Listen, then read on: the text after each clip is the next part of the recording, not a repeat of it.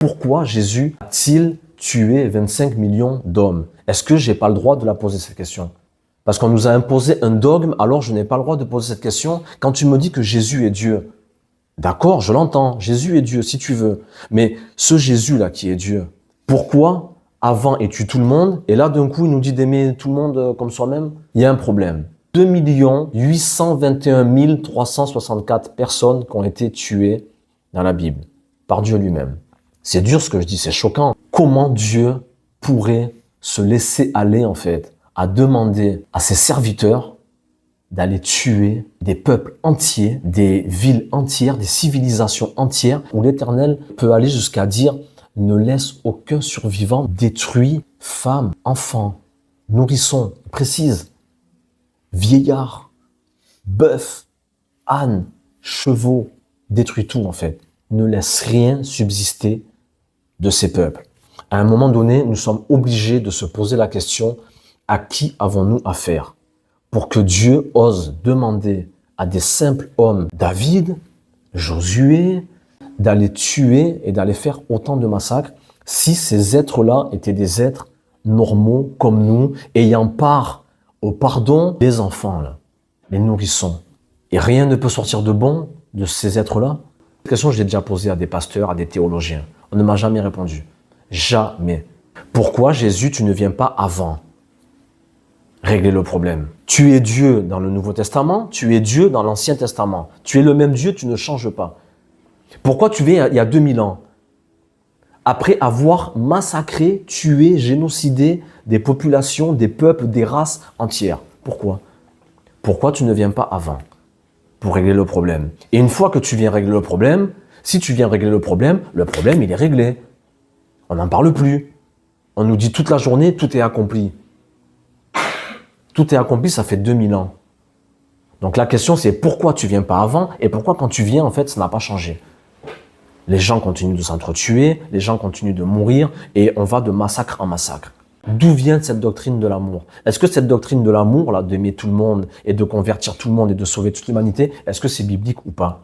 Et on va en parler d'où vient cette doctrine du tout amour. Les croyants qui vous prêchent ce tout amour toute la journée, depuis des siècles et des siècles, si vous étudiez un peu leur doctrine, en fait, dans leur tout amour, vous remarquerez que, à la fin des temps, là, en fait, ce même Jésus qui est tout amour, en fait, il va encore tuer tout le monde et eux, une poignée de chrétiens évangéliques, eux, pouf, ils vont être enlevés au ciel, en fait, et tout le monde va mourir. Tout le monde va mourir. Et je garde les questions que je poserai plus tard en suspens parce que il va falloir à un moment donné être cohérent en fait. Il va falloir être cohérent avec notre propre livre. Moi, c'est ça mon fardeau. Moi, le déluge, je ne le comprends pas. Je ne comprends pas pourquoi Dieu a envoyé un déluge sur la terre pour tout détruire, parce que c'est pire après en fait. Parce que nous voyons que quand les Hébreux sont sortis de l'Égypte, Dieu leur a dit, je vais vous donner une terre promise, que l'on appelle la terre de Canaan. Mais sauf que sur ces terres-là, il y avait des gens. Nous l'avons vu, il y avait des hommes, des femmes, des vieillards, des enfants et des nourrissons. Donc, tu sors un peuple de l'Égypte, de la servitude, donc le peuple de Dieu, mais ce peuple-là doit aller conquérir des terres et tuer tout le monde, passer tout le monde au fil de l'épée. Mais ce même Dieu d'amour qu'on appelle Jésus, c'est le même, il ne change pas. Il est le même hier, aujourd'hui, éternellement. Il y a un problème.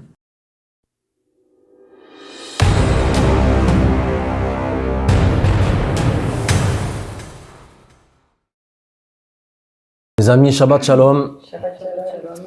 On avance, Bezrat Hashem. Nous faisons ce cours pour la Yeshua et la Refoua Shlema de Jean. Nous avons affaire à un ami là qui souffre terriblement. Et je vous demanderai s'il vous plaît de prier pour lui. Il s'appelle Jean. Et il vit des souffrances inacceptables qui vont au-delà de ce qu'un être humain peut supporter. Il demande la mort, peut-être, je sais pas si c'est tous les jours, mais en tout cas, il demande la mort, tellement il souffre. Donc, je demanderai à ceux qui peuvent de faire des Teilim pour lui, des psaumes. Voilà, remettez ça entre les mains de Dieu. Et si vous avez la force pour certains de faire ce que l'on appelle peut-être Tikkun Ratzot, c'est-à-dire se lever la nuit et faire des Teilim pour lui, invoquer le ciel pour que ces souffrances cessent. ou du moins qu'il puisse avoir un peu de repos dans sa chair, parce qu'il souffre terriblement, il est papa d'enfants en bas âge. Et si je vous en parle, c'est parce que c'est très très sérieux, que l'Éternel pose sa main sur lui. Merci de prier pour cette personne. Il s'appelle Jean. Voilà, donc... nous allons faire un cours très particulier aujourd'hui, un cours en apparence très sombre et très dur, mais qui va apporter une grande lumière dans ce monde. Donc je prie l'Éternel que cette lumière puisse tomber sur lui et lui apporter un peu de réconfort. Voilà. Je voudrais aussi remercier Alexandra, Natacha, Iska, Chaya du Québec pour ces offrandes régulières, pour ces petits messages aussi, des très très beaux messages qui nous encouragent très fortement. Donc merci. Merci à vous, Iska, Chaya du Québec. Je remercie aussi Martin et Natacha, encore du Québec. Je ne sais pas si ces deux personnes ont une relation, si c'est la même personne ou pas. En tout cas, je vous remercie vraiment pour votre cadeau, votre beau cadeau. C'était un chant que nous connaissons très bien. Donc, merci vraiment, nous vous remercions du fond du cœur. Cela nous a apporté un grand réconfort aussi. Voilà, merci aussi à tous ceux que là où dont j'ai pas relevé les noms, mais en tout cas, merci pour vos encouragements, votre soutien, vos prières, et on avance. Le thème du jour, bon, ça fait un petit moment, j'espère que vous n'avez pas oublié. Adam n'est pas un homme, Adam est un code, Adam n'est pas un nom non plus, mais Adam, c'est le Aleph dans le Dam. Nous avions vu aussi toutes les entités qui peuplaient notre terre, les Néphilim, les Anakim, les Anzoumim, les Réphaïm, les Émim. Enfin voilà, tous ces peuples qui sont parmi nous, qui ont des formes humaines et ce qu'on appelle le grand mélange ou encore le Erevrav. Donc c'est un sujet très particulier, très complexe, mais il faut comprendre que ce cours va s'adresser, moi je m'adresse souvent aux croyants, particulièrement aux chrétiens, à nos frères et sœurs dans les églises, dans les assemblées, et ce cours va aussi s'adresser aux athées. Et les gens souvent même ne croient pas en Dieu à cause des souffrances qu'il y a dans notre monde et à cause même de la Bible. Donc nous allons parler de ça aujourd'hui.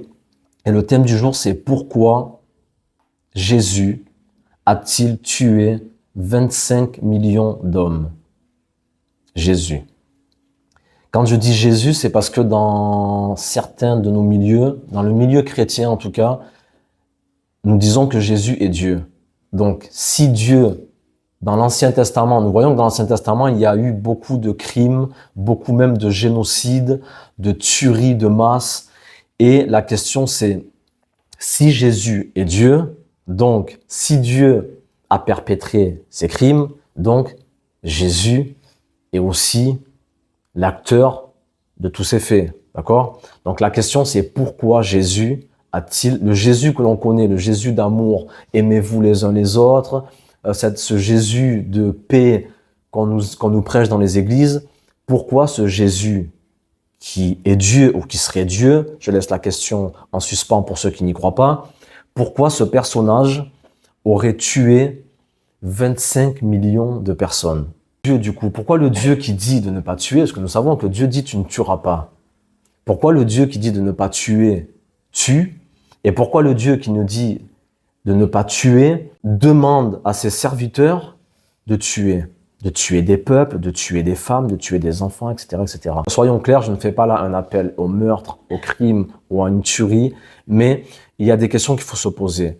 Et là où parfois les pasteurs, et ce n'est pas une accusation, mais là où parfois les pasteurs n'osent pas aller ou ont peur d'aller, parce que justement le problème c'est que ces gens-là souvent appartiennent à un dogme, à une doctrine. Et il est très difficile d'aller à l'encontre d'une doctrine. Et le problème que les croyants ont généralement, c'est que quand ils lisent les Écritures, les textes, ils lisent les Écritures, mais avec les lunettes de la doctrine qu'on leur a imposée. C'est-à-dire que quand ils lisent les textes, ils ne peuvent pas se poser les questions que nous on se pose parce qu'ils sont endoctrinés. Mais il y a des questions qu'il faut se poser et en fait on se rend compte que nous on a même eu souvent affaire à des gens qui nous disaient mais moi le Dieu de l'Ancien Testament je le trouve méchant, dur, et en fait c'est pour ça qu'ils se sont tournés vers Jésus, parce que Jésus serait tout amour, tout doux, tout gentil et tout mignon. Mais en fait nous avons affaire à un seul et même livre que l'on appelle la Bible. Donc comment pourrions-nous avoir affaire à un Dieu dur, rigoureux, méchant, génocidaire hier, et puis du jour au lendemain, ce même Dieu qu'on appelle Jésus, d'un coup, il est tout gentil, tout mignon, il aime tout le monde, et il nous dit de tous nous aimer les uns les autres. Il y a un problème doctrinal. Mais pour répondre à cette question, il faut soulever une problématique que sont les crimes, les tueries, les génocides, les infanticides, et j'en passe. Et c'est là que je vous dis que pour ceux qui ont souvent tendance même à critiquer les chrétiens, souvent qui critiquent les musulmans ou autres doctrines, laissez-moi vous dire quand même que la Bible, si on comprend bien ce que dit la Bible, je vous dis la Bible, c'est pire encore que le Coran. Parce que vous entendrez souvent dire que oui, le Coran, le prophète Mohammed dit que il faut tuer, qu'il faut maltraiter, etc., etc. Je vous dis, la Bible, il y a des textes dans la Bible, si on ne les comprend pas, on est obligé de comprendre en fait pourquoi des gens se sont éloignés de la religion, de la foi, et pourquoi ces gens sont même athées. D'accord ? Et pour commencer, aujourd'hui, nous allons prendre beaucoup de textes. Je m'excuse, je vais lire beaucoup. Mais pour commencer, par exemple, 1 Samuel, chapitre 15 et au verset 3. « Va maintenant, frappe Amalek et dévoué par interdit tout ce qui lui appartient. Tu ne l'épargneras point. Tu feras mourir hommes et femmes, enfants et nourrissons, bœufs et brebis, chameaux et ânes. » C'est choquant. Ézéchiel, chapitre 9, versets 5 et 6. « Passez après lui dans la ville et frappez, que votre œil soit sans pitié et n'ayez point de miséricorde. » C'est Dieu qui parle, ou Jésus. Au verset 6, « Tuez, détruisez les vieillards, les jeunes hommes, les vierges, les enfants et les femmes, mais n'approchez pas de quiconque aura sur lui la marque. » Là, c'est Ézéchiel. Là, nous sommes dans les prophètes, dans l'Ancien Testament. Et ce passage se réfère aussi à Apocalypse chapitre 7. « Ne faites pas de mal à la terre, aux mers, aux arbres, à la végétation, aux animaux, etc., tant que je n'ai pas placé mon sceau sur mes élus, afin qu'ils soient protégés. » Et pourquoi je vous parle de tout ça? Parce qu'il faut savoir qu'une œuvre littéraire a été publiée le 1er juillet 2010, qui a pour titre « Drunk with Blood, God's Killing in the Bible ».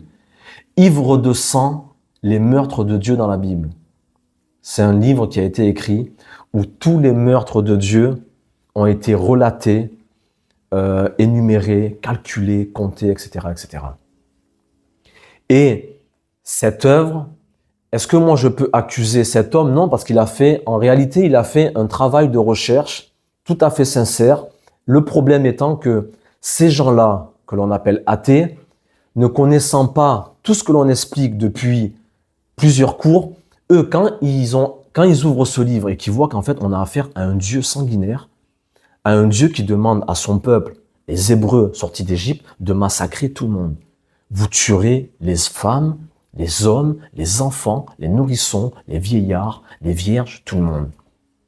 Tuez tout le monde. Je ne comprends pas comment on peut, et c'est là que moi je demande aux chrétiens, aux croyants, comment pouvez-vous vous-même adhérer à ce genre d'enseignement, à ce genre d'écrit, si vous ne cautionniez pas ce qu'on vous explique. C'est-à-dire que nous avons affaire à diverses humanités et à des êtres hybrides et à des entités descendues ici qui se sont incarnées, qui ont pris des formes humaines et qui ne cessent de détruire et de vouloir corrompre nos générations, nos enfants, etc. Comment on peut accepter ça? Et généralement, tous ces gens-là qui refusent de comprendre ce que l'on dit au niveau des néphilim, de toutes ces entités qui auraient diverses humanités, ce sont des personnes qui vous prêchent l'amour à longueur de journée. Mais pour vous prêcher l'amour à longueur de journée, qu'est-ce qu'ils ont dû faire, ces gens? Ils ont appelé ce qu'on appelle, nous, la Torah, ils l'ont appelé Ancien Testament. Et en fait, ils ont créé, en quelque sorte, deux dogmes, et pour ne pas dire deux dieux. C'est-à-dire qu'il y a, en fait, il y a le Dieu de l'Ancien Testament et il y a un nouveau Dieu du Nouveau Testament qui, là, d'un coup, est bon et gentil. Mais ça ne marche pas comme ça.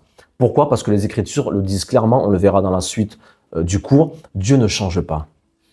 Dieu, il ne change pas. Est-ce que vous croyez à un Dieu changeant? qui un jour massacre des peuples entiers, et puis le lendemain, il décide en fait ça y est, d'aimer tout le monde. Et excusez-moi de le dire et de le répéter, ça fait 2000 ans que ce nouveau Dieu d'amour est venu, que l'on appelle Jésus, et excusez-moi, est-ce que ça va mieux depuis? Non. Ça fait 2000 ans. Je le répète, on ne parle pas de 20 ans ou de 200 ans, ça fait 2000 ans.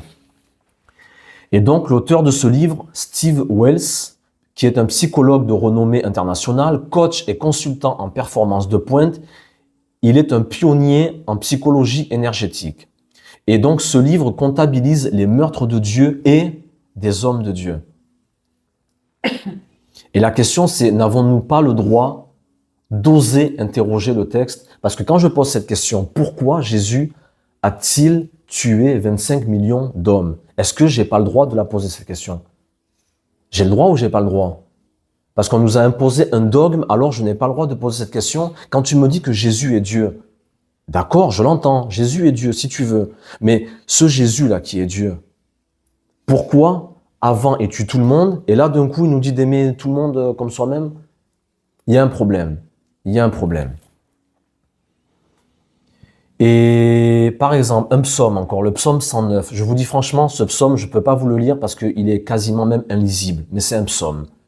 Et je vous demanderai de le lire si vous voulez à la maison, mais ce psaume, je vous dis, c'est... Si on ne comprend pas ce que je dis, c'est un psaume, il ne devrait pas être dans la Bible en fait, c'est pas possible. Le psaume 109, je prends juste le verset 13, que ses descendants soient exterminés et que leur nom s'éteigne dans la génération suivante. Et là c'est David. C'est David, le roi David qui a écrit ce psaume. Et il faut savoir que David était un prophète. David était roi et prophète. Et il faut savoir que David, nous le voyons dans les psaumes, même de manière codée, mais David avait la révélation de qui était Yeshua. David avait la révélation du sacrifice que Yeshua allait accomplir, Jésus, et il avait la révélation en tant que prophète, il avait la révélation de Yeshua. Donc quand vous lisez les psaumes de David, se référant aux méchants qu'il y a dans notre monde, David dit que ses descendants soient exterminés et que leur nom s'éteigne dans la génération suivante. Et si vous allez plus loin dans ce Téhilim, dans ce psaume, vous voyez que David dira carrément que les péchés de sa mère ne soient pas effacés, n'écoute même pas les prières de ces gens-là, etc., etc. Enfin, et je vous passe les détails. Donc la question, je répète, combien de personnes Dieu ou Jésus a-t-il tué? Voici le total. Si vous utilisez uniquement les chiffres fournis dans la Bible, nous avons un total de 2 821 364 personnes qui ont été tuées dans la Bible, par Dieu lui-même. C'est dur ce que je dis, c'est choquant. 2 821 364 personnes. Alors la question c'est pourquoi est-ce que je vous dis, pourquoi Jésus a-t-il tué 25 millions de personnes? Parce que là c'est un travail, ce n'est pas un travail que j'ai fait, mais c'est un travail qui a été fait par plusieurs personnes, et non pas seulement Steve Wells, mais plusieurs personnes ont fait ce travail, et c'est le chiffre qui ressort. La question c'est, pourquoi 25 millions? Parce que ça, ce sont les chiffres officiels. Les chiffres que nous avons. Mais vous devez vous poser la question, c'est que tous les récits que nous avons dans la Bible, par exemple le récit du déluge que nous avons mentionné il y a peu de temps, nous n'avons pas les chiffres. Nous voyons que Dieu s'est mis en colère et qu'il a détruit toute la terre, les hommes ou les humanités, les végétaux, les animaux, etc. Mais on ne nous donne pas de chiffres. On ne sait pas combien de personnes ont été tuées réellement. Donc c'est pour ça que il a été établi, on ne peut pas l'affirmer, mais ce ne sont que des approximations de 25 millions. Et moi, je vous dis franchement, c'est ceux qui ont fait ce travail, pour moi, en mon sens, ils ont même été honnêtes dans le sens où pour moi, ce chiffre a été revu, mais vraiment à la baisse. Parce que moi, je pense que c'est même bien plus que 25 millions. C'est ce que moi, je pense. Donc, par exemple, il y a par exemple des récits où l'on connaît le nombre d'individus. Par exemple, l'histoire de Zérar, l'Éthiopien, qui s'avança avec 1 million d'hommes contre Asa. Parce que quand vous lisez la Bible, le livre de Josué, les livres des chroniques, toutes les batailles que les rois ont livrées, vous voyez que c'est un bain de sang en fait, un bain de sang. Mais tout ça orchestré et ordonné par l'Éternel lui-même, ou par Jésus, d'accord? Et par exemple, rien que cette histoire-là de Zérar l'Éthiopien, par exemple, c'est plus que le génocide arménien ou le génocide rwandais. Est-ce que vous imaginez? Et la question qu'il faut se poser, c'est que même si on pourrait se dire, bon, 1 million d'hommes, on pourrait se dire, c'est pas grand-chose à la limite. Non, à l'époque, c'est énorme. Parce que nous, aujourd'hui, nous sommes 8 milliards. Donc, on pourrait avoir cette mauvaise réflexion et se dire, bon, 1 million, oui, mais on a eu beaucoup de guerres, où il y a eu, mais pour l'époque, les amis, pour l'époque, 1 million, c'est quasiment tuer tout le monde chaque fois, en fait. C'est énorme, énorme. Par exemple, nous avons encore une autre histoire, lorsque Dieu brûle à vif 250 hommes, là nous sommes dans l'histoire de Korah, ils se sont rebellés, etc., et pour avoir brûlé de l'encens. Mais il y a des chiffres qu'on ne connaît pas. Comme je vous disais, le déluge, mais encore Sodome et Gomorrhe. Vous connaissez l'histoire de Sodome et Gomorrhe, où Dieu a tout brûlé et a tout détruit. Mais est-ce que vous avez les chiffres? On n'a pas les chiffres. Donc, des études ont été faites où on peut à peu près savoir combien de personnes pouvait-il y avoir dans ces civilisations durant ces époques, etc. Mais ce ne sont que des chiffres approximatifs, vraiment. Donc on ne fige pas. Par exemple, combien de premiers-nés égyptiens a-t-il tué? Là encore une fois, sans accuser Dieu, parce que nous on sait de quoi on parle. Mais pour se mettre dans la peau de l'athée. L'athée souvent qui vous dira, oui, mais c'est quoi votre Dieu là? Les massacres et les tueries. Et Dieu, il est où là? Il fait quoi en fait? Et pourquoi Dieu dans la Bible, il demande toujours de tuer des gens, des femmes et des enfants? C'est quoi votre Dieu en fait? Oui, mais le problème, c'est que quand on n'a pas la connaissance, vous leur répondez quoi à ces gens en fait? Oui, mais en fait, tu sais, Dieu avant était méchant, maintenant il est gentil. Non, ça marche pas comme ça. Ça marche pas comme ça. Il n'y a pas Dieu avant était méchant, aujourd'hui il est gentil. Dieu, il est Dieu en fait. Et il ne change pas. Et parce que quand nous voyons que quand les Hébreux sont sortis d'Égypte, Dieu, il a tué tous les premiers-nés de l'Égypte. Tous les premiers-nés. Mais on n'a pas les chiffres. Lorsque Dieu tue un grand nombre de Philistins pour avoir volé l'arche d'alliance et inflige aux survivants des hémorroïdes, là encore, on n'a pas les chiffres. On ne sait pas combien il y avait de Philistins qui ont été tués. Comme on ne sait pas non plus lors de la bataille de Jéricho combien de gens sont morts, etc.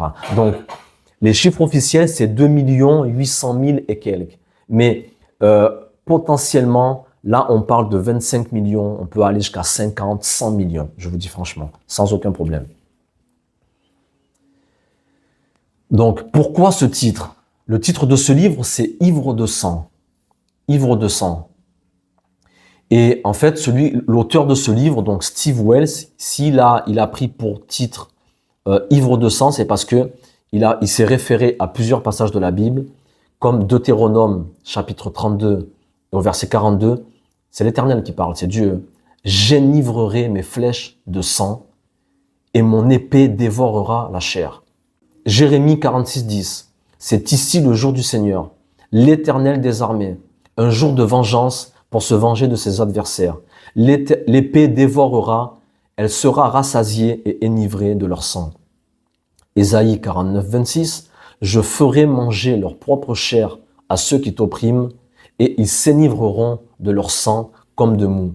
En fait, il y a plusieurs références dans la Bible où il est écrit que Dieu, que l'épée de Dieu en fait s'enivre de sang et que etc. etc. C'est pourquoi cet auteur a pris pour titre de son livre Ivre de sang, les meurtres de Dieu dans la Bible, etc.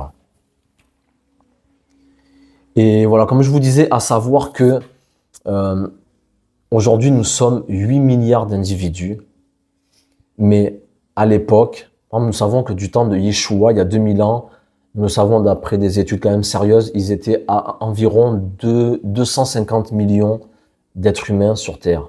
Mais nous savons que ce chiffre a évolué très rapidement, donc imaginez un peu avant Jésus-Christ, le peu de nombre qu'ils étaient sur la terre, d'après les chiffres que l'on a. Donc, toutes ces guerres qu'il y a eu, tous ces massacres qu'il y a eu dans l'ancien temps, ce sont des chiffres en réalité colossaux, colossaux. Et c'est pour ça que je vous dis que comment Dieu pourrait se laisser aller en fait à demander à ses serviteurs d'aller tuer des peuples entiers, des villes entières, des civilisations entières. Et vous verrez, si vous étudiez un peu tout ça, où l'Éternel peut aller jusqu'à dire « ne laisse aucun survivant », nous l'avons vu tout à l'heure, détruit femmes, enfants, nourrissons, précise, vieillards, bœufs, ânes, chevaux, détruit tout en fait. Ne laisse rien subsister de ces peuples. À un moment donné, nous sommes obligés de se poser la question, à qui avons-nous affaire?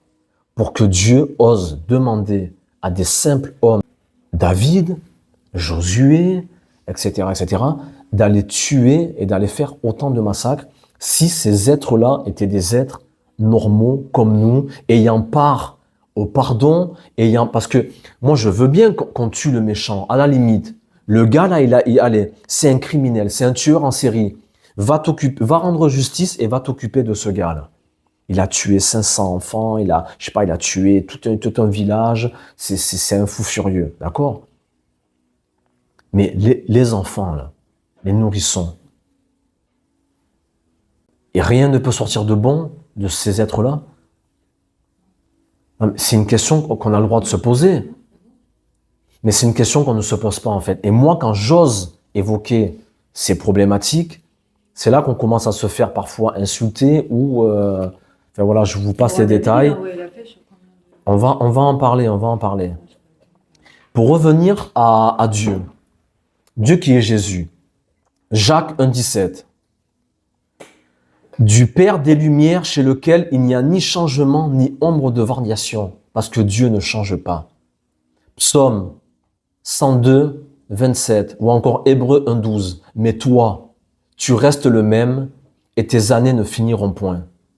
Malachie 3,6. Car je suis l'Éternel, je ne change pas. Hébreux 13,8. Jésus-Christ est le même hier, aujourd'hui et éternellement. Et ça, c'est très connu. Même dans les milieux chrétiens où on le proclame à toutes les sauces, Jésus-Christ est le même hier, aujourd'hui et éternellement. Donc, comment c'est possible que ce même Jésus puisse massacrer des peuples entiers, exterminer, je le dis, des populations entières, et ensuite, un jour, il arrive et il dit, ça y est, c'est fini. Mais déjà, la question, c'est, et nous allons rentrer dans la suite des cours à des questions vraiment problématiques, encore plus problématiques que celle-là. La question, c'est, pourquoi Jésus? Toi qui es Dieu, qui a tout pouvoir, pourquoi tu viens pas avant alors? Est-ce que vous avez la réponse à cette question? Moi, cette question, je l'ai déjà posée à des pasteurs, à des théologiens. On ne m'a jamais répondu. Jamais. Pourquoi, Jésus, tu ne viens pas avant régler le problème? Tu es Dieu dans le Nouveau Testament, tu es Dieu dans l'Ancien Testament. Tu es le même Dieu, tu ne changes pas. Pourquoi tu viens il y a 2000 ans? Après avoir massacré, tué, génocidé des populations, des peuples, des races entières. Pourquoi? Pourquoi tu ne viens pas avant pour régler le problème? Et une fois que tu viens régler le problème, si tu viens régler le problème, il est réglé. On n'en parle plus. On nous dit toute la journée, tout est accompli. Tout est accompli, ça fait 2000 ans. Donc la question c'est pourquoi tu viens pas avant et pourquoi quand tu viens, en fait, ça n'a pas changé. Les gens continuent de s'entretuer, les gens continuent de mourir et on va de massacre en massacre. Et une parenthèse que j'ouvre et que je referme, j'aimerais vous poser la question, ce même Jésus, à la fin des temps. Parce que cette doctrine aussi, cette doctrine de l'amour, et ça nous allons en parler très prochainement, peut-être même dans le cours suivant, d'où vient cette doctrine de l'amour? Est-ce que cette doctrine de l'amour, là, d'aimer tout le monde et de convertir tout le monde et de sauver toute l'humanité, est-ce que c'est biblique ou pas? Et on va en parler d'où vient cette doctrine du tout amour. Et vous savez, les croyants qui vous prêchent ce tout amour toute la journée, depuis des siècles et des siècles, toutes ces personnes qui vous prêchent l'amour, si vous étudiez un peu leur doctrine, en fait, dans leur tout amour, vous remarquerez que à la fin des temps, là, en fait, ce même Jésus qui est tout amour, en fait, il va encore tuer tout le monde et eux, une poignée de chrétiens évangéliques, eux, pouf, ils vont être enlevés au ciel, en fait, et tout le monde va mourir. Tout le monde va mourir. Et je garde les questions que je poserai plus tard en suspens, Parce que il va falloir à un moment donné être cohérent en fait. Il va falloir être cohérent avec notre propre livre. Moi, c'est ça mon fardeau. À un moment donné, je veux bien qu'on accuse tout le monde d'hérétique, voilà, les musulmans, c'est la religion du diable, c'est Satan, les juifs, ils ont tué Dieu, Jésus, c'est le mal. Et en fait, il y a que nous qui sommes bien, gentils et mignons. À un moment donné, il faut être cohérent avec notre propre livre. Ou si vous n'êtes pas cohérent avec ce livre que l'on appelle la Bible, alors abandonnez ce livre et allez vous tourner vers d'autres dieux, vers un autre Dieu ou vers d'autres spiritualités. En tout cas, moi, quand j'étudie les Écritures, à un moment donné, il faut que l'on soit cohérent avec notre propre doctrine, avec nos propres textes, avant d'aller accuser les autres d'islamistes, méchants, etc., etc. Parce que même quand aujourd'hui on voit là tous les gens là, le terrorisme, les gens qui viennent égorger d'autres gens, je m'excuse, c'est une prophétie que Jésus a dit lui-même dans l'Apocalypse. Il fera en sorte que tous s'égorgeassent les uns les autres. Donc en fait, quand tu vois un islamiste en train d'égorger quelqu'un, en fait c'est Jésus ça qui te l'avait déjà dit. Il avait déjà annoncé. Donc, à un moment donné, il faut être cohérent avec nos textes, avec nos propres textes, et essayer de comprendre pourquoi Dieu tue avant, pourquoi encore aujourd'hui, et pourquoi, soi-disant, tous ces gens-là de l'amour, eux, en fait, dans leur amour, ils vont être enlevés au ciel, faire un grand banquet, faire la fête, pendant que tout le monde, en fait, sur la terre va mourir par le feu, le soufre et les bombes atomiques, etc. Parce que je m'excuse, moi, cette doctrine de l'amour, je ne la comprends pas. Je suis honnête avec vous, je ne la comprends pas. Et à savoir que nous voyons dans les textes dans l'Apocalypse, justement, où c'est le rabbi, justement, Yeshua, qui envoie un ange pour parler, pour donner la révélation ou le dévoilement à son serviteur Yohanan, qu'on appelle Jean. Et nous voyons qu'un tiers de la terre sera frappé par certains fléaux et un tiers de la terre, un tiers des hommes de la terre seront totalement détruits. Mais nous sommes déjà plus de 8 milliards. Donc un tiers, c'est 3 milliards d'individus. 3 milliards d'individus qui seront détruits, là je crois que c'est par 3 fléaux dans l'Apocalypse. Donc vous voyez qu'à un moment donné, il y a un problème. Il y a un problème.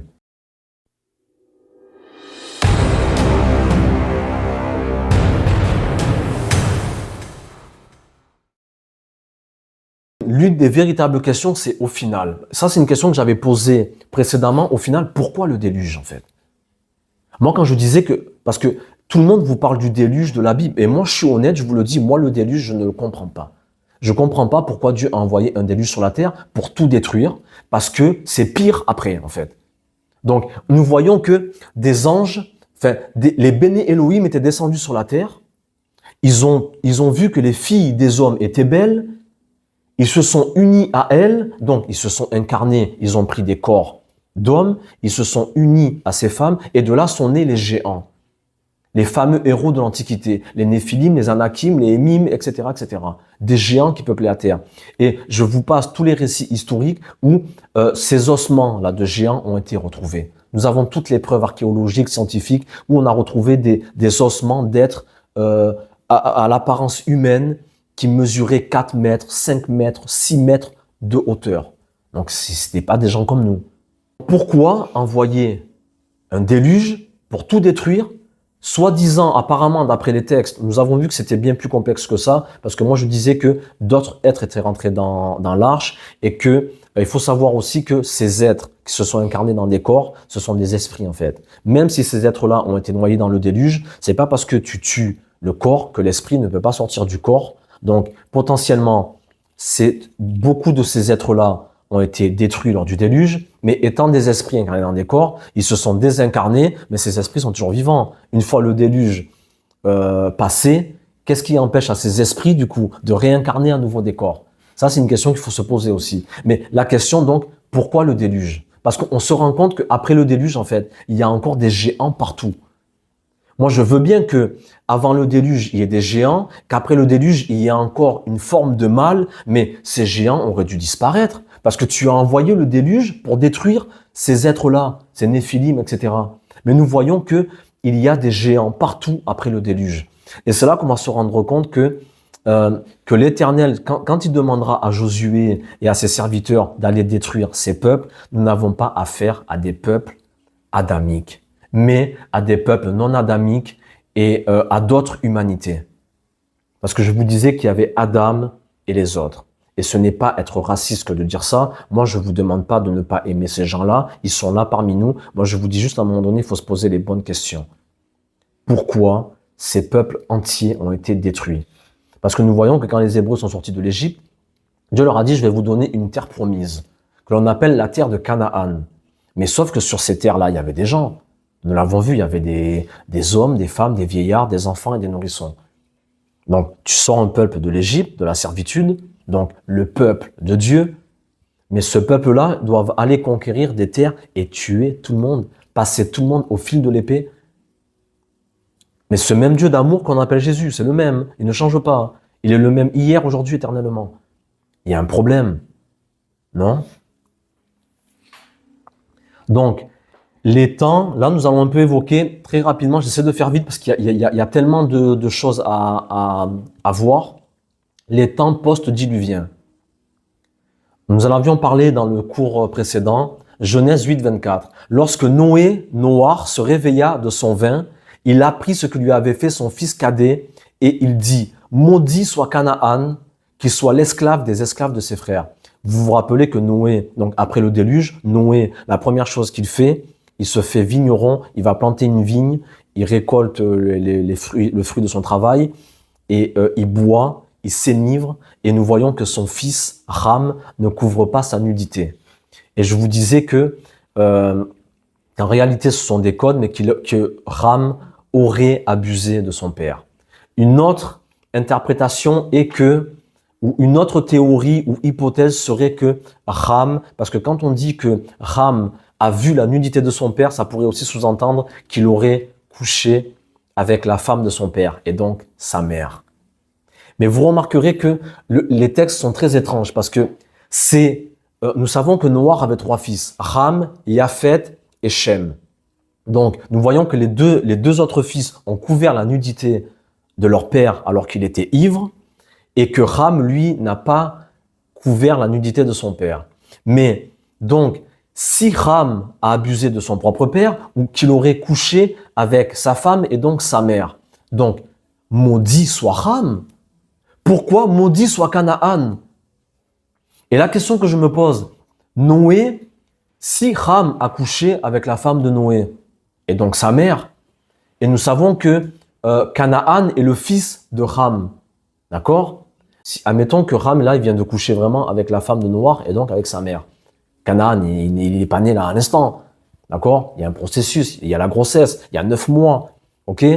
Pourquoi là, le père Noar, le père qui était prophète, et nous voyons que qu'un prophète parle, la chose s'accomplit. Mais Noar, normalement, il aurait dû dire, et c'est pour ça que je vous posais aussi la question, nous savons que Noé était juste devant l'Éternel, c'est pour ça qu'il lui a dit, fais-toi une arche afin d'échapper au déluge. Mais les Écritures ne nous disent jamais que la femme de Noar était juste et que les belles filles étaient justes, parce que nous voyons que Dieu dit à Noar, entre dans l'arche, toi, ta femme, tes fils et les femmes de tes fils. Mais qui étaient les femmes de ses fils et qui était sa propre femme? On ne sait pas en fait. Mais chose étrange, donc déjà, entre Noar et sa femme, peut-être que eux-mêmes, ils ont déjà engendré en réalité des êtres qui n'étaient pas purement adamiques. Et vous voyez clairement ce qui s'est passé. À peine, les eaux du déluge donc la terre ayant été séchée, de suite le papa s'enivre de vin et et son fils fait déjà une faute, une grande faute. Viol. D'après des théories, en tout cas, une faute en apparence, parce que le papa ne le maudit pas lui, mais il maudit sa descendance. Et donc, la question qu'on doit se poser premièrement, c'est, mais qui est Canaan? Quelle est cette descendance? Et là, nous allons commencer à rentrer dans les profondeurs des textes bibliques, lorsque peut-être quelques centaines, je sais plus, des centaines d'années après, où nous voyons que Dieu demandera aux Hébreux, lorsqu'ils sortent de l'Égypte, de prendre possession des terres, de qui? Des Cananéens, de Canaan, qui était la terre promise. Et là, Dieu demande de détruire tous ces peuples, de les vouer à la destruction, femmes, hommes, enfants, vieillards, etc., etc. Les descendants de qui? De Canaan. Et nous voyons parmi ces peuples-là que c'était tous des peuples, des géants. Il n'y avait que des géants dans ces contrées-là, dans toutes les terres là que nous allons voir dans la suite du cours.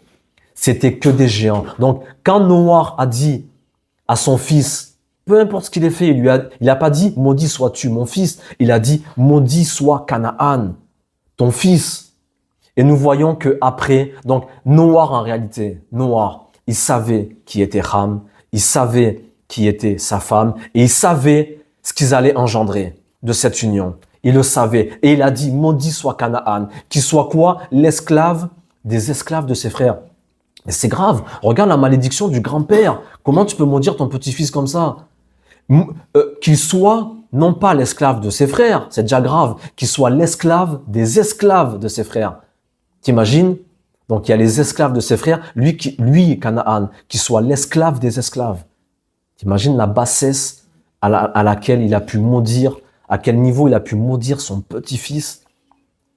Et pourtant ce Noach qui était juste devant l'Éternel. Et là on commence à comprendre, et c'est là que je dis que cette œuvre littéraire qui a été écrite par Steve Wells, c'est une œuvre littéraire qui au final mérite d'avoir été écrite. Moi, après cette œuvre, je me permets de l'appeler une abomination, non pas pour critiquer cet homme-là, mais parce que malheureusement, cette œuvre, oui, est une abomination dans le sens où ils n'ont pas su apporter les réponses aux crimes, au génocide et au massacre perpétrés par Dieu. C'est quelque part pour accuser Dieu.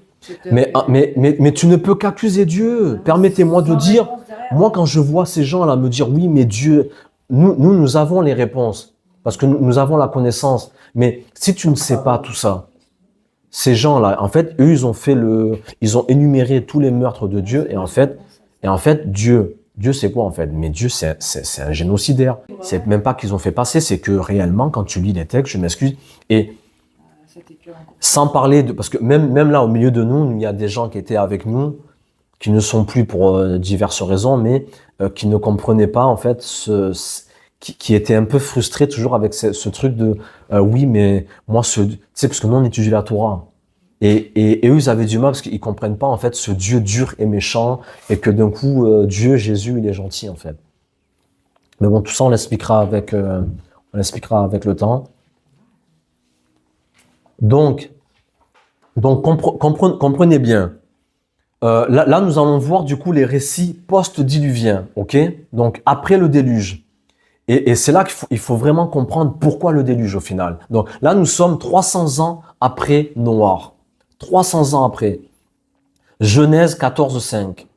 Cependant, la 14e année, Kedorlaomer et les rois qui étaient ses alliés se mirent en marche et bâtirent les Réphaïm qui étaient des géants, à Ashtéroth, Karnaïm, les Zouzim à Ham, qui étaient aussi des géants, et les Émim à Chavé, Kirjataïm, qui étaient aussi des géants. Là, nous sommes 300 ans après le déluge, et il y a encore en fait des géants partout. Et là, quand on parle du roi Kedorlaomer, c'est un roi qui était contemporain d'Abraham et de Lot, quand on parle de Sodome et Gomorrhe. Qui étaient donc ces peuples-là? Qui étaient donc ces nations-là? Et en fait, vous vous rendez compte que Dieu envoie un déluge sur la terre, mais après le déluge, la terre est encore peuplée de géants et d'êtres donc méchants, impies et de races hybrides. On n'a pas. On pourrait se dire, mais pourquoi il n'a pas stoppé en fait? Pourquoi on souffre autant de temps? Et ça, moi c'est pour ça que je vous dis, même si peut-être je dérange, je sais qu'on dérange beaucoup de gens dans leur confort théologique, mais c'est des questions qu'il faut se poser. Parce que ces géants, en fait, ils étaient là avant le déluge, ils étaient là après le déluge, et je vous dis, ils sont encore là parmi nous. Pour moi, c'est parce qu'on est en enfer ici. Oui, mais alors, pourquoi il y a eu ce déluge alors? Comment? Moi, je vous dis franchement, j'ai des hypothèses, mais la réponse, on ne l'a pas en vrai. En vrai, on ne l'a pas.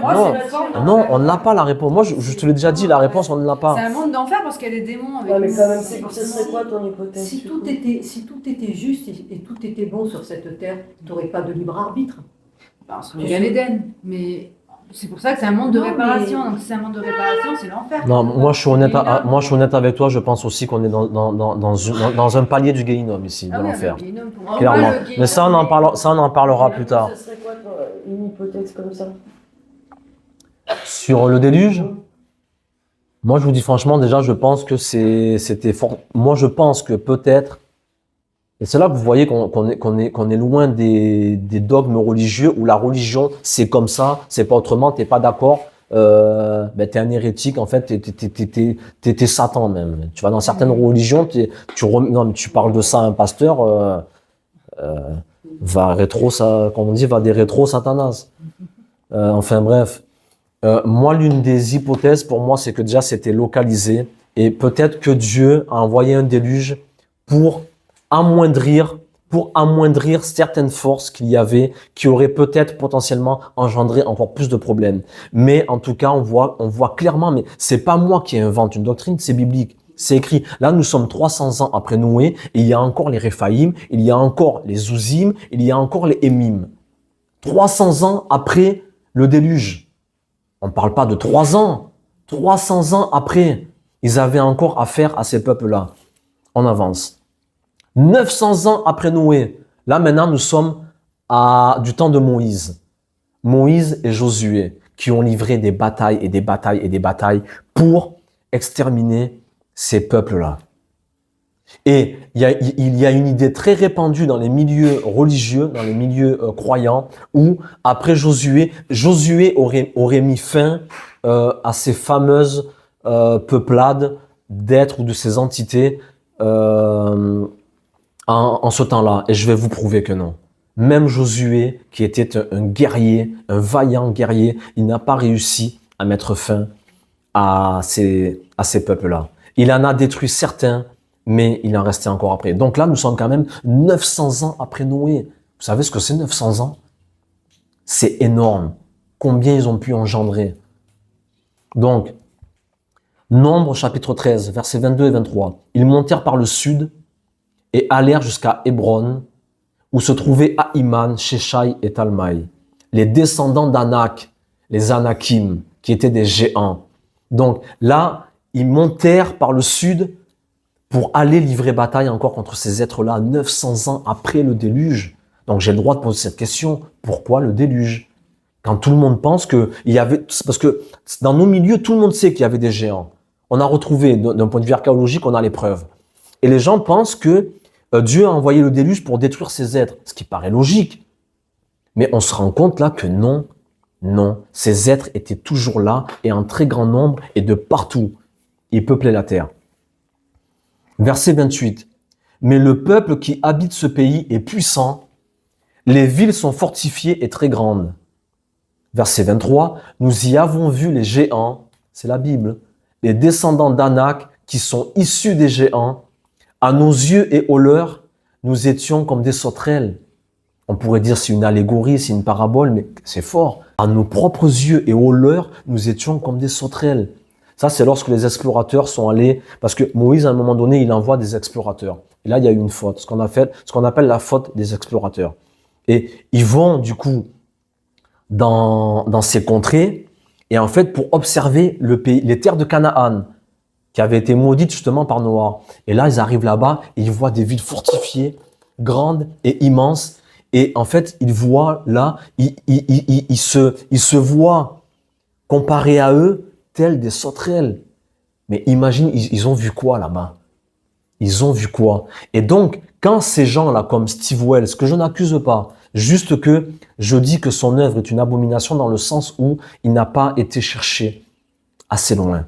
Parce que quand on écrit un livre, après, on doit quand même faire le travail d'honnêteté, d'aller encore plus loin que ce que le texte peut sembler laisser croire. Donc, en fait, lorsque Steve Wells, dans son livre « Ivre de sang, les meurtres de Dieu dans la Bible », en fait, il aurait dû aller chercher plus loin, mais pourquoi Dieu demande à Josué, à Moïse, d'exterminer tous ces peuples-là? Et là, il se serait rendu compte, en fait, qu'on avait affaire à des non-adamiques. Et ils sont très nombreux au milieu de nous. Ce que l'on appelle des non-adamiques. Deutéronome 2.10. Les Hémim, là nous sommes toujours 900 ans après Noé. Les Hémim vivaient autrefois là-bas, un peuple grand et nombreux, de haute taille, comme les Anakim. Deutéronome 3.11. Og, le roi du Bassan, était le seul survivant du peuple des Réphaïm. Son lit de fer ne se trouve-t-il pas à Rabat, la capitale des Ammonites? Il mesure 4 mètres et demi de long et 2 mètres de large. On a carrément les mesures du lit de Og. Og, qui était le roi du Bassan. Son lit, 4 mètres et demi de long. Pourquoi tu as un lit de 4 mètres et demi de long si tu fais 1m70? C'est pas normal. Deutéronome 3.6. Nous les avons voués à la destruction. Là, c'est toutes ces guerres qu'ils ont livrées. Nous les avons voués à la destruction. Comme nous l'avions fait pour Sihon, roi de Heshbon. Nous avons consacré toutes les villes par la destruction, hommes, femmes et petits-enfants. Donc forcément, tu tombes sur des textes comme ça. Tu sais pas qui t'as affaire, tu te dis, mais attends, c'est quoi ce Dieu? C'est quoi ces religions? C'est quoi ce truc en fait? C'est pas possible. Donc je passe parce qu'il y a beaucoup de versets. Encore un texte étrange. Là, nous sommes dans les prophètes. Amos 2.9. Et pourtant, j'ai détruit devant eux les Amoréens, dont la hauteur égalait celle des cèdres et la force celle des chênes. J'ai détruit leurs fruits en haut et leurs racines en bas. À savoir qu'un cèdre peut mesurer en moyenne 10 à 15 mètres de haut et peuvent atteindre des tailles allant jusqu'à 40 mètres. 40 mètres de hauteur. Et là, le texte nous dit j'ai détruit devant eux les Amoréens dont la hauteur égalait celle des cèdres. C'était quoi ces gens-là? Et là, je voudrais ouvrir encore une micro-parenthèse que je referme. Pourquoi je dis tout ça en fait? Pourquoi je vous parle de tout ça? On pourrait se dire, bon, c'est passé, c'est vieux. Et c'est là que vous allez vous rendre compte que Yeshua, Jésus.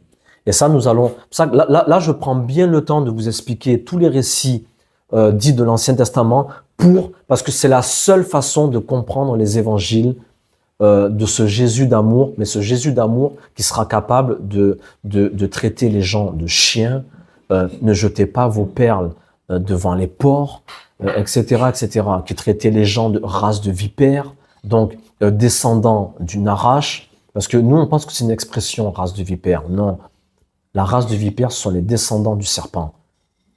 Quand l'Éternel dira, je mettrai l'inimitié entre ta descendance, toi la femme, et ta descendance à toi le Narash. Et si tu ne comprends pas tout ça, tu peux pas comprendre ce que Yeshua est venu faire, tu peux pas comprendre à qui Yeshua s'adresse, et tu peux pas comprendre même un seul passage en réalité des évangiles. Tu peux pas comprendre. Et tu peux pas comprendre non plus le livre de l'Apocalypse.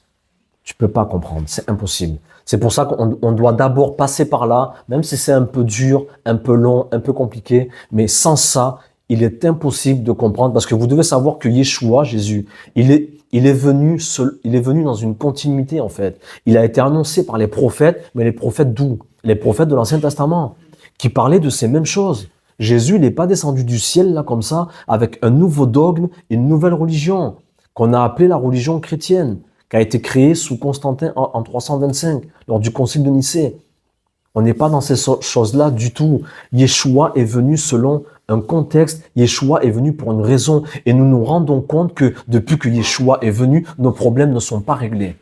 Je m'excuse, les gens continuent de souffrir, des guerres, il n'y en a pas moins, et comme je le dis souvent, nous sommes encore là sous la menace d'une 3e guerre mondiale, d'un chaos sans nom. Donc laissez-moi vous choquer. Moi, excusez-moi, je vais vous choquer, mais je sais à qui je m'adresse. Le Jésus qui est venu il y a 2000 ans, je vous dis franchement, ça me passe un peu au-dessus de la tête si on n'est pas capable de régler nos problèmes. Je m'excuse. Les gens continuent de mourir, de souffrir. Des enfants, là, pendant qu'on parle, continuent d'être dans des cercles, là, dans des endroits, là, dans des réseaux où on mange la chair des enfants, encore aujourd'hui. Et ça, je peux pas trop m'étaler, mais nous voyons que tous ces trucs-là de cannibalisme, de meurtre d'enfants, de viol d'enfants, de boire le sang des enfants, ce sont des trucs qui se pratiquaient dans l'ancien temps par des peuples particuliers qui adoraient des dieux, des divinités particulières, où ils faisaient des sacrifices d'enfants, etc., qui les jetaient dans le feu, etc. Et nous voyons que ces rituels n'ont pas cessé. Que Jésus soit venu ou non, ces rituels n'ont pas cessé. Pourquoi? Donc tout est accompli. Pour qui? Pourquoi? Comment? C'est des questions qu'il faut se poser. Donc on avance. On avance. Là nous sommes maintenant 1300 ans après Noir. C'est pour vous faire un peu l'histoire. Je vous ai dit 300 ans, 900 ans. Là nous sommes à 1300 ans après Noé. Et donc 400 ans après Josué, soi-disant que Josué avait anéanti tous ces géants qu'il n'y en avait plus. Parce que Josué, c'est vrai que Josué a livré des batailles terribles.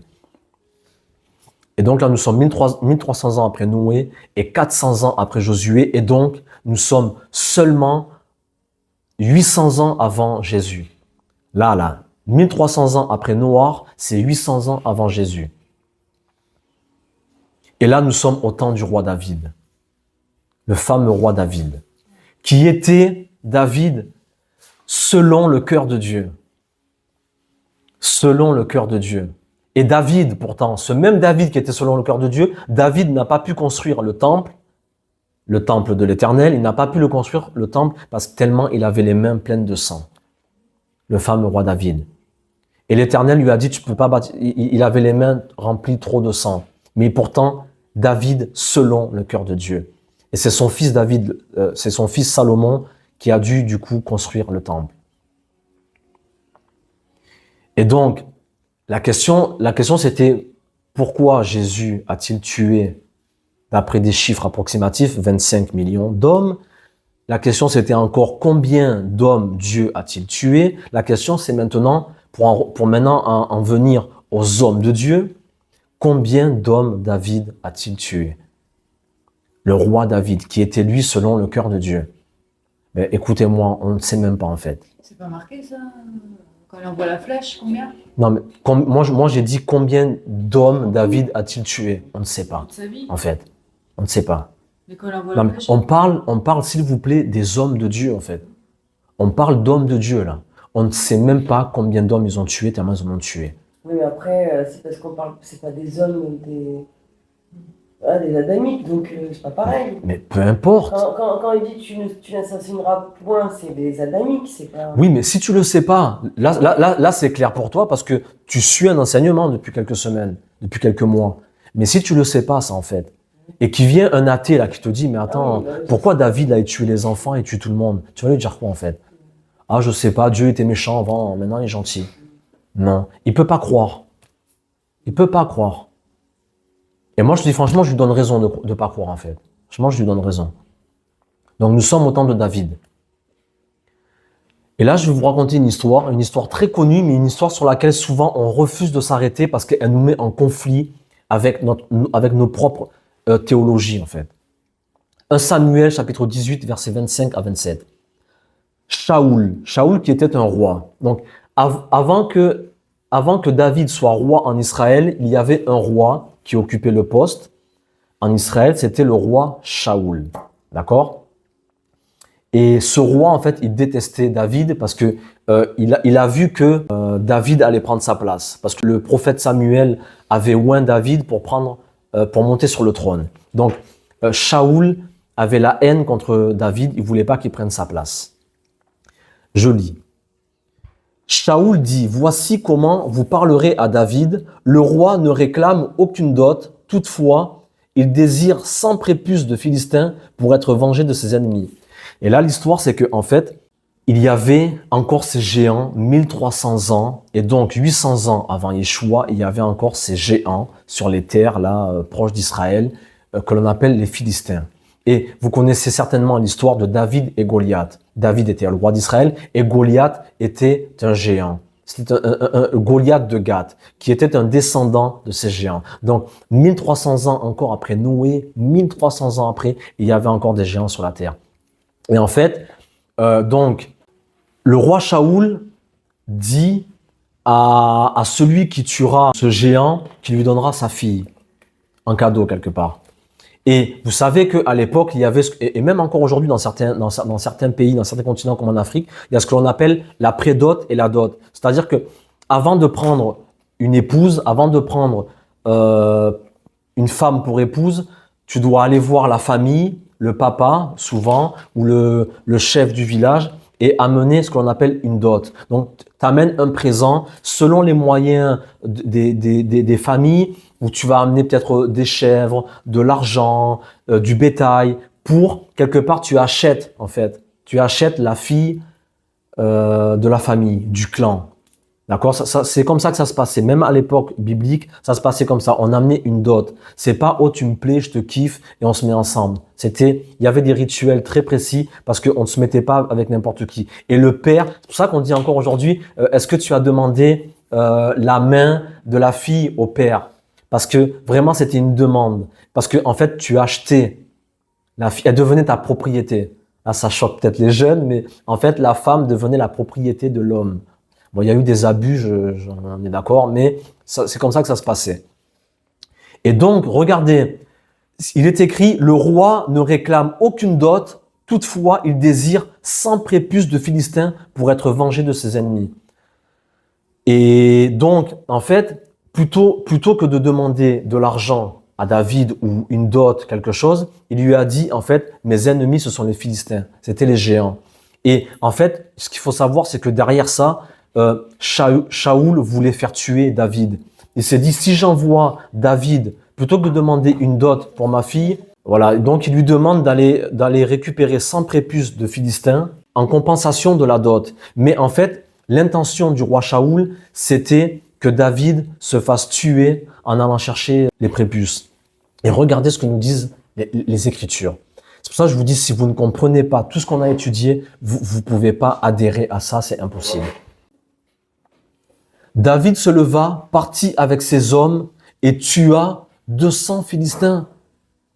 Il rapporta leurs prépuces et les livra tous au roi afin de devenir son gendre.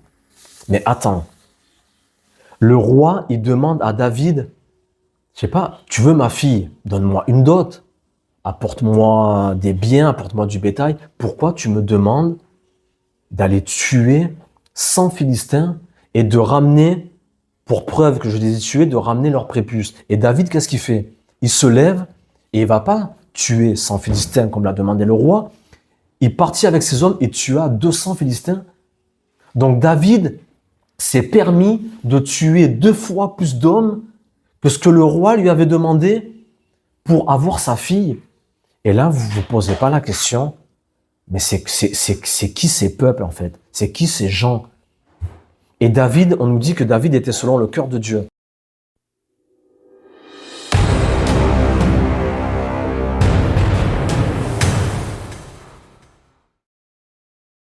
J'espère que vous êtes choqués quand même quand vous lisez des textes comme ça en fait. Parce que le roi, il lui demande 100 prépuces, lui, il se lève et il lui en rapporte 200, le double. Donc en fait, mettez-vous dans la peau du personnage. En fait, il est parti en guerre et en fait, il prenait tellement son pied en fait dans cette guerre. Il prenait tellement son kiff qu'il n'a pas rapporté 100 prépuces, il en a rapporté 200. C'est bizarre quand même. Et la question que je vous pose, c'est David, c'est un homme de Dieu.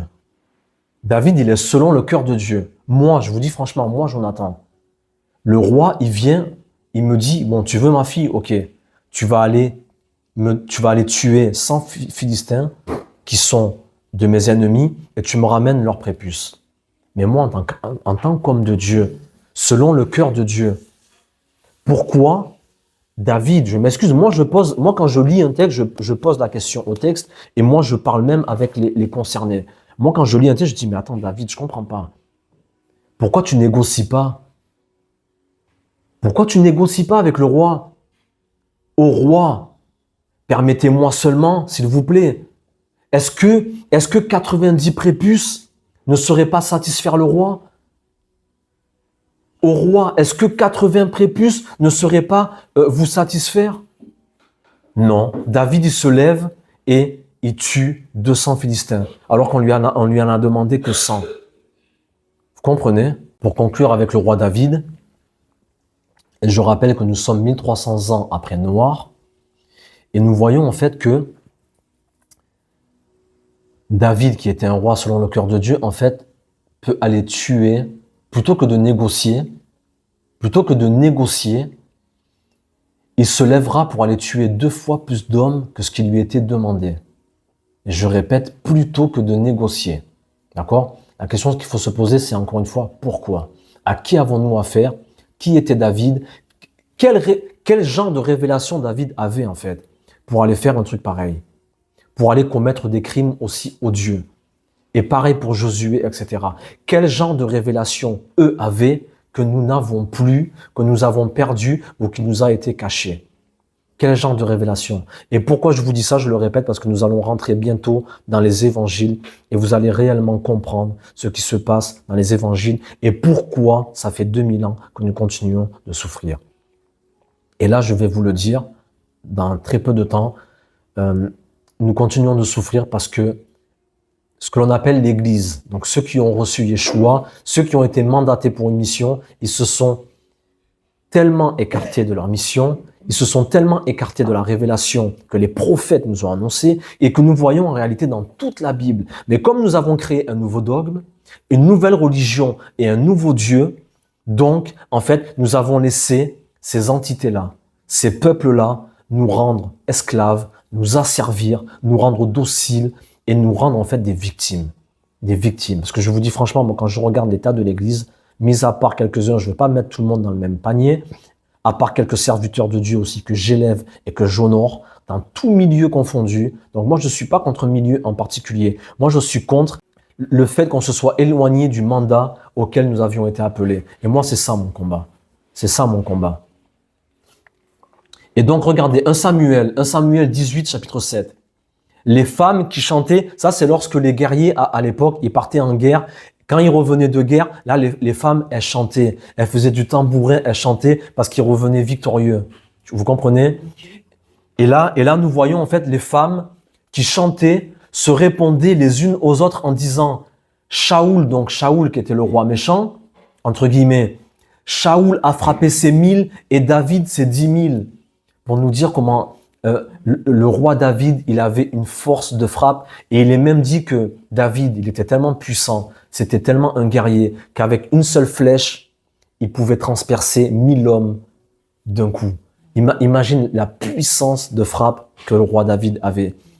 Et donc, quand il rentrait de guerre, carrément, les femmes, elles chantaient et elles dansaient des femmes de Dieu. Donc vous, mesdames, on arrive là plein de sang. Le roi, il me demande de rapporter 100 prépuces, j'en ramène 200, je déborde de prépuces en fait.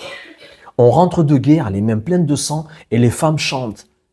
Shaoul a frappé ses 1000, David a frappé ses 10 000, pour nous dire les crimes que ces gens-là ont commis. Et donc, pour en revenir au vrai problème, c'est que le peuple de Dieu doit comprendre qu'en tant que racheté, c'est pour ça que je ne sais pas si vous vous rappelez, moi une fois je vous avais dit que moi de ce que j'ai reçu, et encore une fois je ne veux pas passer mon temps à critiquer tout le monde, chacun a reçu ce qu'il a reçu, moi je ne peux pas faire autre chose ou autrement que ce qui m'a été donné de dire ou de comprendre. Si quelqu'un n'est pas d'accord, c'est son droit, si ça ne plaît pas à quelqu'un ce que je dis, ce que j'enseigne, c'est aussi son droit, moi je ne peux pas faire autrement que ce qui m'a été donné de faire. Et c'est pas parce qu'un autre prêche autre chose que c'est faux. C'est juste une autre facette. Comme nous le savons des sages que la Torah ou la Bible, c'est un diamant. Mais un diamant a ses multiples facettes. D'accord? Donc, si un frère, pasteur, prophète, apôtre, évangéliste, docteur, prêche autre chose, d'une autre manière, moi je ne dis pas forcément que c'est totalement faux. Je dis juste que par contre, essaie peut-être de regarder le diamant sous une autre facette, avec un autre regard en fait. Parce que quand moi je fais l'effort de regarder ta facette et celle de l'autre et la mienne, là en fait on arrive à voir ce diamant qui est la parole de Dieu. Et quand on arrive à le voir sur une vue d'ensemble, là on se rend compte que nous avons de graves carences. Et pour en revenir à ce que je disais, moi je vous disais un jour que moi j'étais pas de ceux qui font rentrer n'importe qui dans l'assemblée des saints, dans la Keïla. Pourquoi? Parce que je vous disais, moi, que l'Église, en vérité, ce que l'on appelle l'Église du Christ ou le corps du Christ, moi, je vous disais que c'était en réalité une base militaire. Une base militaire. Et c'est là que vous vous rendez compte que de tout temps, en fait, l'Éternel s'est toujours gardé un reste. Il s'est toujours gardé un peuple, mais pour faire quoi? Pour s'asseoir là sur des chaises et dire « Alléluia, oh, doux Jésus, bénis-moi ». Et en fait, tu te rends compte que les gens, ils sont tout le temps malades, pour une grande majeure partie pauvres, souffrants, et en fait victimes de leur propre vie, victimes de leur propre doctrine, victimes de leur propre théologie, victimes de leur patron, victimes de la société, victimes des élites qui nous malmènent et qui nous maltraitent. Pourquoi? Parce que ces élites et ces gens-là qui sont au-dessus, dans ce système pyramidal, ce sont ces êtres-là dont je vous parle depuis des semaines et des mois. Ce sont eux qui gouvernent nos sociétés, nos entreprises, nos États, etc., etc. Et lorsque l'Église a été appelée pour un mandat particulier, parce que nous voyons que Jésus est venu, il nous a restitués ou restaurés dans nos droits, mais nous voyons que depuis qu'il est parti, rien ne s'est arrangé. Et que fait l'Église? Elle attend. Elle attend.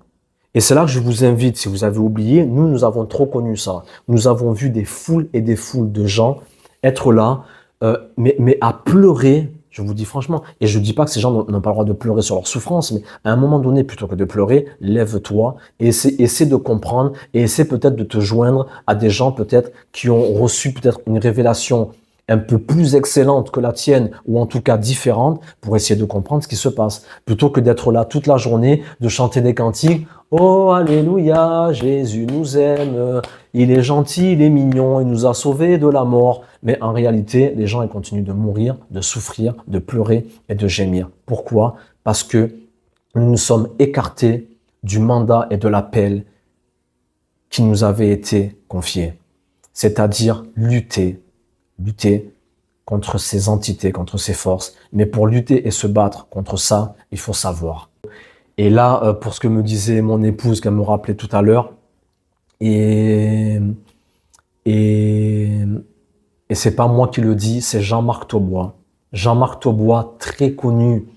Je n'ai pas la référence, je la demanderai à une amie qui nous a rappelé ça il y a quelques jours, à une sœur.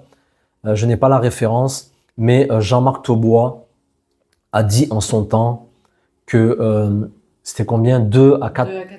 Que 2 à 4%. Et Jean-Marc Taubois, qui est un pasteur chrétien, connu et reconnu, qui a dit que 2 à 4% seulement des croyants ou des gens qui étaient dans les églises en général étaient réellement convertis et nés de nouveau. 2 à 4% seulement. Et c'est Jean-Marc Taubois qui le dit. Ce n'est pas moi. Donc c'est là que nous comprenons bien qu'aujourd'hui en réalité, parce que vous savez qu'aujourd'hui dans les mouvements évangéliques, aujourd'hui ce sont les églises évangéliques qui ouvrent le plus d'églises dans le monde. Ce qu'on appelle le réveil. Mais quel réveil? Quel réveil lorsqu'on nous parle toute la journée de prospérité, de mariage, de maison.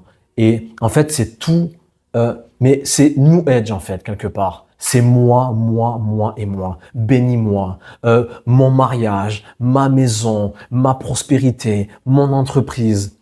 Mais est-ce qu'on se serait pas peut-être écarté un peu du schéma biblique, du schéma divin, du plan de Dieu, lorsque nous voyons que dans tout l'Ancien Testament, dans la Torah, les prophètes et de ce qui est venu Yeshua nous révéler après, et quand nous voyons en finalité ce qui se passe dans le livre de l'Apocalypse ou du dévoilement, la révélation, mais on se rend compte en fait que c'est un carnage.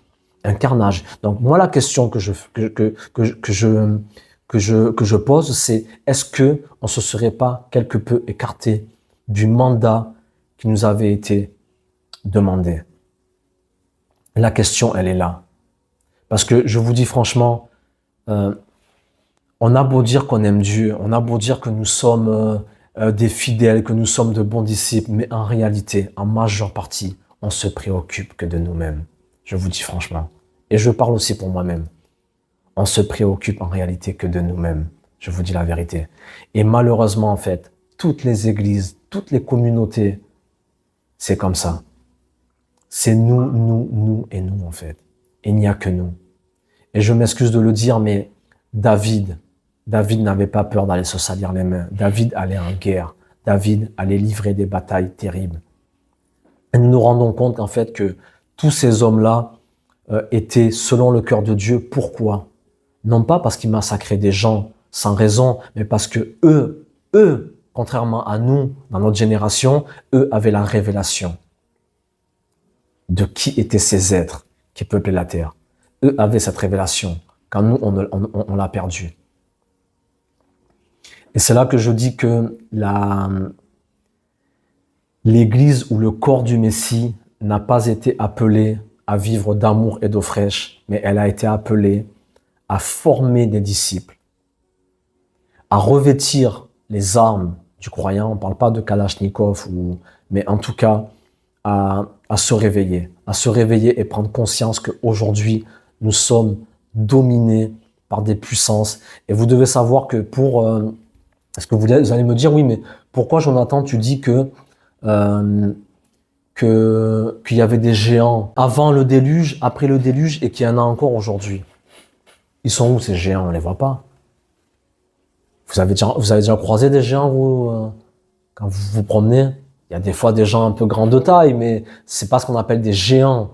Même si nous, des fois, pour blaguer, des fois, quand on voit des gens un peu trop grands, on dit « Oh, tiens, il y a un géant, là, tu vois ?» Mais c'est pour blaguer, mais en fait, ils sont passés où, ces géants? Ils sont où? En fait, vous devez comprendre que, nous l'avons déjà dit, même lors du déluge, si même une majeure partie aurait été détruite, ces géants, en fait, parce qu'il faut comprendre que ce sont des entités.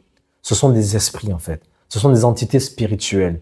Ces géants, autrefois, avaient pris des formes corporelles. Mais nous savons très bien que le monde s'est raffiné. Et ça, nous le voyons même dans ce que l'on appelle la mythologie grecque. Vous devez savoir que ce qu'on appelle mythologie, en réalité, c'est pas de la mythologie. Ces êtres hybrides, même que, vous savez, quand on parle des centaures et tout ça, des hommes mi-cheval, mi-homme, les sirènes, tous ces êtres bizarres, ils ont réellement existé. Mais nous voyons qu'au fil du temps, le monde s'est raffiné. J'entends par là que aujourd'hui, en fait, quand on parle de raffinement, aujourd'hui, vous remarquez que les nouvelles technologies, les habits, le maquillage, les défauts, la chirurgie esthétique, aujourd'hui, vous voyez que on peut cacher, modifier, ou tout réparer, opérer, la médecine. Vous voyez que le monde s'est vraiment raffiné aujourd'hui. On peut avoir tous plus ou moins, selon les moyens, mais une belle dentition, paraître parfait. Mais en réalité, derrière ce maquillage, les mascaras, les fards à joues, fards à paupières, en réalité, ou derrière un beau costume, une belle chemise blanche, en réalité, aujourd'hui, vous le savez aussi bien que moi, que peut se cacher un monstre. Un monstre. Un être sans empathie aucune, pour ne pas dire un psychopathe ou un sociopathe. Et pourtant, les pervers narcissiques aujourd'hui, qui sont très à la mode, etc. Mais vous vous rendez compte, donc aujourd'hui, nous avons affaire à des êtres sous une belle apparence qui, en réalité, peuvent être des entités. Ça, moi, je l'ai encore entendu récemment dans les médias lorsqu'on parle, et ça, je suis sûr que vous allez tous confirmer ce que je dis, où on parle des géants de la tech, des géants de l'informatique, des géants de l'industrie. Vous avez jamais entendu ça? Les géants de l'agroalimentaire. Mais en réalité, vous vous rendez compte que ces gens-là, ce sont eux qui nous empoisonnent. Ce sont eux, parce que quand on parle des OGM, l'ARN, ce sont les géants de la pharmaceutique. Qu'est-ce qu'ils ont fait là récemment? Ils ont modifié le génome humain avec leurs injections. Ce sont les géants pharmaceutiques, les géants de l'agroalimentaire qui nous empoisonnent avec ce qu'on appelle les OGM, organismes génétiquement modifiés. Donc quand je vous dis que ces géants sont toujours là, mais qu'ils ont pris d'autres formes, parce que nous avons affaire à des esprits qui se sont matérialisés d'une autre manière. Ces géants aujourd'hui ont pour nom politique, médias, par exemple Total, Google, Apple, Facebook, industrie pharmaceutique, comme je l'ai dit, industrie pornographique. Vous savez par exemple qu'aujourd'hui, on met des milliards sur la table pour créer ce genre de film pour que nos enfants puissent être corrompus et pervertis. Et l'industrie de la musique, consommation, terrorisme, dépression, maladie, peur, angoisse, tout ça, ce sont des géants qui nous paralysent. La peur, c'est un géant. Quand tu n'as pas peur, c'est pas mais quand tu es pris d'angoisse, en fait, tu as affaire à un géant, à des entités, à des forces qui paralysent nos communautés, qui paralysent nos sociétés, où on nous fait peur tout le temps. Pourquoi? Parce qu'on ne sait pas à qui on a affaire. Alcool, violence, franc-maçonnerie, Illuminati, magie, occultisme, et je vais aller plus loin encore, ces géants. Ils ont aussi pris pour nom judaïsme, christianisme, islam, bouddhisme, et j'en passe. Et ce sont des géants. Donc quand vous me dites, oui, mais il y avait les géants avant, aujourd'hui on ne voit plus de géants, ce n'est pas vrai. Même eux, en code, ils vous disent, les géants de la tech. Est-ce que la religion, ce ne sont pas des géants? Comment tu peux être une entité et avoir 2,5 milliards de fidèles soumis à un dogme? C'est ce que l'on appelle des géants. Et ils tiennent les populations, ils tiennent les peuples, ils tiennent nos sociétés, ils tiennent nos entreprises, ils tiennent même nos pensées. En fait, c'est qu'avec l'évolution, ils ont pris notre forme. Ils ont pris notre forme. Parce que notre monde s'est raffiné. Nous ne voyons nos routes. Est-ce que les routes que vous avez aujourd'hui sont les routes qu'il y avait il y a 2000 ans? Non. Vos maisons, nos carrelages, nos murs, nos télés, tout est devenu aujourd'hui, entre guillemets, beau, raffiné, parce que le monde s'est raffiné. Donc ces entités-là, elles ont pris d'autres formes. Mais elles sont toujours là. Et ce sont ces géants, ils sont toujours là. Donc aujourd'hui, c'est pas à l'image du roi David qui va sortir l'épée de son fourreau, aller tuer 200 Philistins et ramener les prépuces au roi Shaoul. Non. Mais aujourd'hui, tu dois prendre ton épée spirituelle. Tu dois te revêtir de l'armure spirituelle pour aller en combat contre la dépression, contre la maladie, contre la colère, contre la violence, contre l'impudicité, contre la débauche, contre la pornographie, contre la musique. Parce qu'on peut aller loin avec tout ça, mais vous savez très bien tout ce qu'ils font avec tout ça. Ils manipulent nos esprits, ils manipulent notre jeunesse. Et on doit aller en guerre contre tout ça, en guerre. Et c'est à ça pour finir, c'est à ça que l'Église a été appelée. L'Église n'a pas été appelée, je m'excuse, à chanter des cantiques ou des louanges. Est-ce que c'est mauvais? Je l'ai déjà dit, non. Tu peux chanter un cantique et une louange. Tu peux écouter un sermon de 5 minutes où le pasteur va te réconforter et te dire « tu vas pas bien, Jésus t'aime, etc. etc. » Oui, Jésus t'aime. C'est pas le message. Le Jésus là, ou Dieu de l'Ancien Testament, il aimait pas les gens, il aimait pas son peuple, si. Mais ils étaient des guerriers, des soldats de l'armée du Dieu vivant. Et ils allaient en guerre contre les géants qui sont toujours là aujourd'hui. Et c'est ça que Yeshua est venu nous rappeler. Mais nous n'avons pas compris le message. Ou le message a été falsifié en tout cas. Falsifié. Et c'est pourquoi nous continuons de souffrir en réalité. Ce n'est pas à cause de Dieu, ce n'est pas à cause de Jésus, ce n'est pas à cause de ceci, cela. C'est à cause que nous ne savons pas qui nous sommes. Nous avons perdu notre identité, nous avons oublié qui nous sommes. Et comme nous avons oublié qui nous sommes, et que eux par contre, ils savent qui ils sont, qu'est-ce qu'ils font? Ils nous dominent, ils nous gouvernent. Et il nous écrase. Voilà, que Dieu vous bénisse. Shavua Tov. Et à bientôt. Shalom.